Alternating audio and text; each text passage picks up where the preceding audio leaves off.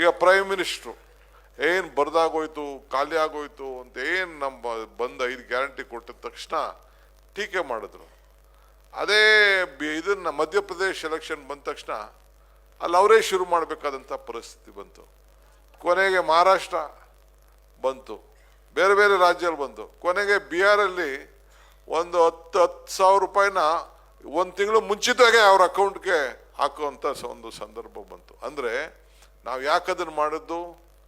ಬೆಲೆ ಏರಿಕೆ ಗಗನಕ್ಕೆ ಹೋಗ್ತಾ ಇದೆ, ಆದಾಯ ಪಾತಾಳಕ್ಕೆ ಹೋಗ್ತಾ ಇದೆ.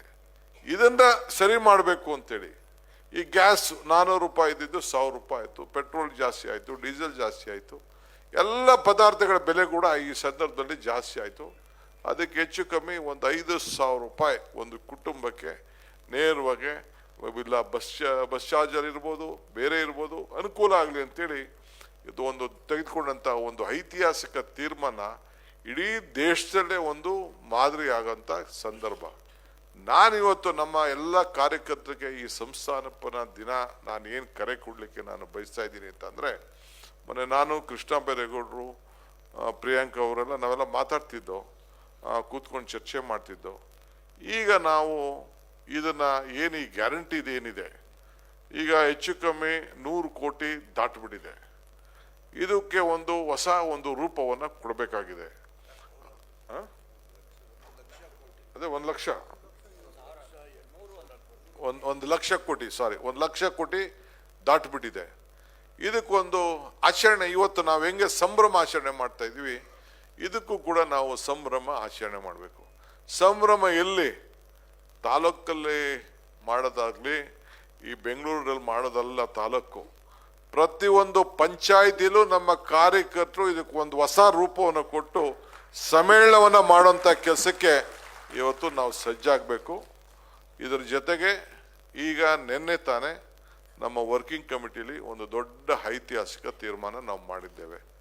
ಮಹಾತ್ಮ ಗಾಂಧೀಜಿಯವರ ಹೆಸರಿನಲ್ಲಿ ಉದ್ಯೋಗ ಖಾತ್ರಿ ಯೋಜನೆ. ಎಂತಕ್ಕೋಸ್ಕರ ತಂದರು? ಯಾರಿಗೆ ಇವತ್ತು ಊಟ ಇಟ್ಕೊಂಡಿರಬಾರ್ದು, ಕೂಲಿಗಾರ ಕೊಡಬೇಕು. ಯಾವ ರೀತಿ ತೀರ್ಮಾನ ಆಯಿತು ಅಂದ್ರೆ ನಮ್ಮ ಕಾಲದಲ್ಲಿ, ಆಯ್ತಪ್ಪ ನೀನು ಬೇರೆಯವನ ಜಮೀನಿಗೆ ಹೋಗಿ ನೀನು ಕೂಲಿ ಮಾಡ್ಕೊಳಕ್ಕಾದ್ರೆ ನಿನಗೆ ಅವಮಾನ ಕಡಿಮೆ ಆಗ್ತದೆ, ನೀನು ಆಶ್ರಯ ಮನೆ ಕಟ್ಕೋತೀಯಾ, ನೀನು ಹಿಂಗೂ ಗುಂಡಿ ಮಾಡ್ಕೊಳ್ತೀಯಾ, ನಿನ್ನ ಜಮೀನಲ್ಲೇ ನೀನು ಕೂಲಿ ಮಾಡ್ಕೊಳ್ತೀಯಾ, ನಿನ್ನ ಜಮೀನಲ್ಲೇ ವ್ಯವಸಾಯ ಮಾಡ್ಕೊಳ್ತೀಯಾ, ಅದಕ್ಕೂ ಕೂಡ ನಾನು ಕೂಲಿ ಕೊಡ್ತೀನಿ ಅಂತೇಳಿ ಇವತ್ತು ತೀರ್ಮಾನ ಮಾಡಿ, ಇವತ್ತು ಒಂದು ಐತಿಹಾಸಿಕ ತೀರ್ಮಾನವನ್ನು ನಮ್ಮ ಸೋನಿಯಾ ಗಾಂಧಿಯವರ ಮುಖಂಡತ್ವದಲ್ಲಿ ಮನಮೋಹನ್ ಸಿಂಗ್ ಸರ್ಕಾರ, UPA ಸರ್ಕಾರ ಇದಕ್ಕೆ ಮಾಡ್ತು. ಈಗ ಅದನ್ನು ಏನು ಮಾಡ್ತಾರೆ, 90% ಕೇಂದ್ರ ಸರ್ಕಾರ, 10% ಅವ್ರು ಕೊಡೋದಿತ್ತು. ಕೆಲವು ಯಾವ್ದಾದ್ರು ಒಂದು ಪದಾರ್ಥಗಳಿಗೆ, ಸಿಮೆಂಟ್ಗೆ, ಕಬ್ಬಣಕ್ಕೆ 75-25 ಇತ್ತು. ಈಗ 60-40 ಸ್ಕೀಮ್ ಮಾಡಿದ್ದಾರೆ. ಆಮೇಲೆ 150 ದಿನ ಬರಗಾಲದಲ್ಲಿತ್ತು, ಬರೀ 1 ವರ್ಷ ಮಾತ್ರ ಬರಗಾಲಕ್ಕೆ ಕೊಟ್ಟರು. ಅದಾದ್ಮೇಲೆ ಎಲ್ಲೂ ಕೊಡಲಿಲ್ಲ. ನಮ್ಮ ರಾಜ್ಯದಲ್ಲಿ ಬರಗಾಲ ಕೋವಿಡ್ ಸಂದರ್ಭದಲ್ಲೂ ಕೊಡಲಿಲ್ಲ, 150 ದಿನ ಕೊಡಕ್ಕೆ ಹೋಗಲಿಲ್ಲ. ನಾವೆಲ್ಲ ಅದನ್ನೆಲ್ಲ ಬೇಡಿಕೆಯನ್ನು ನಾವೆಲ್ಲ ಇಟ್ಟಿದ್ದು. ಇವತ್ತು ಇದನ್ನು ತಪ್ಪಿಸ್ಬೇಕು ಅಂತೇಳಿ ಇದರ ಹೆಸರು ಬದಲಾವಣೆ ಮಾಡೋಕ್ಕೆ ನಾವು ಸುಮ್ಮನೆ 125 ದಿನ ಅಂತೇಳಿ ನಾನು ಹೇಳ್ತಾ ಇದ್ದೀನಿ. ಇವತ್ತು ಮಾಧ್ಯಮದ ಮುಂದೆ ಹೇಳ್ತಾ ಇದ್ದೀನಿ, ಮಾಧ್ಯಮದವ್ರ ಮುಂದೆ ಒಂದು ಸವಾಲು ಹೇಳ್ತಾ ಇದ್ದೀನಿ. ನಿಮ್ಮ BJP ಇರುವಂಥ ರಾಜ್ಯದಲ್ಲೂ ಕೂಡ ಇದನ್ನು ಅನುಷ್ಠಾನವನ್ನು ತರಲಿಕ್ಕೆ ಸಾಧ್ಯ ಇಲ್ಲ 60-40 ಸ್ಕೀಮಲ್ಲಿ ಅಂತ ಹೇಳಲಿಕ್ಕೆ ನಾನು ಬಯಸ್ತೇನೆ. ಯಾಕೆಂದರೆ ಮುಖ್ಯಮಂತ್ರಿಗಳಿಗೆ ಗೊತ್ತಿದೆ ಯಾರು ಎಷ್ಟು ಅನುಷ್ಠಾನಕ್ಕೆ ತಂದೋ ಗೊತ್ತಿಲ್ಲ. ನನ್ನ ತಾಲೂಕಲ್ಲಿ, ನನ್ನ ಕ್ಷೇತ್ರದಲ್ಲಿ, ಇಡೀ ದೇಶದಲ್ಲಿ, once again I am repeating, the entire country of this country, Narega has been implemented in Kanakpura constituency. The highest number of funds has been flown and the central government has awarded for that Kanakpura. ನನಗೆ ಕರೆದುಬಿಟ್ಟು price ಕೊಡಬೇಕಾಯ್ತದೆ ಅಂತೇಳಿ ಕೊನೆಗೆ ಯಾರೋ ನಮ್ಮ ತಾಲೂಕ್ ಪಂಚಾಯತಿ ಅಧ್ಯಕ್ಷರನ್ನ ಕರೆದು ಕೊಟ್ಟರು. ಇರಲಿ, ಅದಕ್ಕೆ ನಂಗೇನು ಬೇಜಾರಿಲ್ಲ. ಒಂದು 10 ಟೀಮ್ ಬಂತು ಇನ್ವೆಸ್ಟಿಗೇಷನ್ ಮಾಡಲಿಕ್ಕೆ. ಏನೋ DK ಶಿವಕುಮಾರ್, DK ಸುರೇಶ್ ಇಬ್ರು ದುಡ್ಗಿಟ್ಟು ಹೊಡೆದ್ಬಿಟ್ಟವ್ರೇನೋ, ಏನಾದ್ರು ಸುಳ್ಳು ಬರೆಸ್ಬಿಟ್ಟವ್ರಂತ.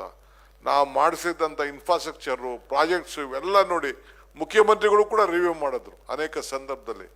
ಆ ರೀತಿ ನಾವು ಇಂಪ್ಲಿಮೆಂಟ್ ಮಾಡಿದ್ದೇವೆ. 57,000 ಜನಕ್ಕೆ ದನನ ಕೊಟ್ಟಿಗೆಗೆ ಕಾಸು ಕೊಟ್ಟಿದ್ದೀನಿ.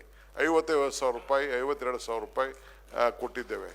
ಕೋಳಿ ಸಾಗಾಣಿಕೆ ಕೊಟ್ಟಿದ್ದೇವೆ, ಇಂಗು ಗುಂಡೆ ಕೊಟ್ಟಿದ್ದೇವೆ, ಮನೆ ಕಟ್ಕೊಳ್ಳಿಕ್ಕೆ ಕೊಟ್ಟಿದ್ದೇವೆ, ಜಮೀನು ಮಟ್ಟ ಮಾಡ್ಕೊಳ್ಳಿಕ್ಕೆ ಕೊಟ್ಟಿದ್ದೇವೆ. ಈ ರೀತಿ ನರೇಗಾನ ಯಾವ ರೀತಿ ನಾವು ಬಳಸ್ಕೊಳ್ಬೇಕು ಅಂತೇಳಿ ಒಂದೊಂದು ವರ್ಷಕ್ಕೆ 2-3 ಕೋಟಿ ರೂಪಾಯಿ ಒಟ್ಟು 200 ಚಿಲ್ಲರೆ ಕೋಟಿ ರೂಪಾಯಿನ ಒಂದು ತಾಲೂಕಿಗೆ ನಾವು ಬಳಸ್ಕೊಳ್ಳುವಂಥ ಕೆಲಸ ಮಾಡಿದೆ. ಈಗ ಇದಕ್ಕೆ ಮುಗಿಸಿದ್ದಾರೆ. ನಾನು ಹೇಳ್ತಾ ಇದ್ದೀನಿ, ಇವತ್ತೇನು ತಂದಿದ್ದಾರೆ ಅವರು ಬದಲಾವಣೆ ತಂದಿದ್ದಾರೆ. ಈ ಕಾರ್ಯಕ್ರಮನ ಹೆಸರು ಮಹಾತ್ಮ ಗಾಂಧೀಜಿ ಇವತ್ತು 100 ವರ್ಷ ಆಗಿದೆ. ಇವತ್ತು 101ನೇ ವರ್ಷ ಇವತ್ತು ಅಧ್ಯಕ್ಷರಾಗಿ ಅವರು ಮಹಾತ್ಮ ಗಾಂಧೀಜಿಯವರು ಕಾಂಗ್ರೆಸ್ನ ನಾಯಕತ್ವವನ್ನು ವಹಿಸಿರೋದು ಇವತ್ತು 101 ವರ್ಷ ಇವತ್ತಿಗೆ ಟುಡೇ. ಇವತ್ತು ಇದೇ ವರ್ಷದ ಹಿಂದೆ ನಾವು ಬೆಳಗಾಂನಲ್ಲಿ ಸಂಭ್ರಮವನ್ನು ನಾವು ಆಚರಣೆಯನ್ನು ನಾವು ಮಾಡಿದ್ವು. ಎಲ್ಲ ನಾಯಕರು ವರ್ಕಿಂಗ್ ಕಮಿಟಿನೂ ಕೂಡ ಇತ್ತು ಅಲ್ಲಿ ಇದನ್ನು ಬೆಳಗಾಂನಲ್ಲಿ ಆಚರಣೆಯನ್ನು ಮಾಡಿದು. ಇವತ್ತು ಆ 100 ವರ್ಷ ಇವತ್ತು ಮುಗಿದಿದೆ. ಇವತ್ತು ಈ ಸಂದರ್ಭದಲ್ಲಿ ಇದನ್ನು ಮುಗಿಸ್ಲಿಕ್ಕೆ ಈ ಸಂದರ್ಭದಲ್ಲಿ ಅವರ ಹೆಸರನ್ನ ತೆಗೆದುಹಾಕ್ಲಿಕ್ಕೆ ಹೊರಟಿದ್ದಾರೆ. ಮಹಾತ್ಮ ಗಾಂಧಿ ಹೆಸರನ್ನ ಈ ದೇಶದ ಇತಿಹಾಸದಲ್ಲಿ ತೆಗೆದಾಕ್ಲಿಕ್ಕೆ ಸಾಧ್ಯನಾ? It is impossible. ಮಹಾತ್ಮ ಗಾಂಧೀಜಿಯವರ ಹೆಸರನ್ನ ತೆಗೆದಾಕ್ಲಿಕ್ಕೆ ಸಾಧ್ಯನೇ ಇಲ್ಲ. ಅವರ ಪಕ್ಷ ಅಧಿಕಾರ ಯಾರು ಪರ್ಮನೆಂಟ್ ಆಗಿರ್ಲಿಕ್ಕೆ ಸಾಧ್ಯ ಇಲ್ಲ. ನೋ ಉತ್ಪ್ರೇಕ್ಷೆ, ನೋ ಊಹಾಪೋಹ.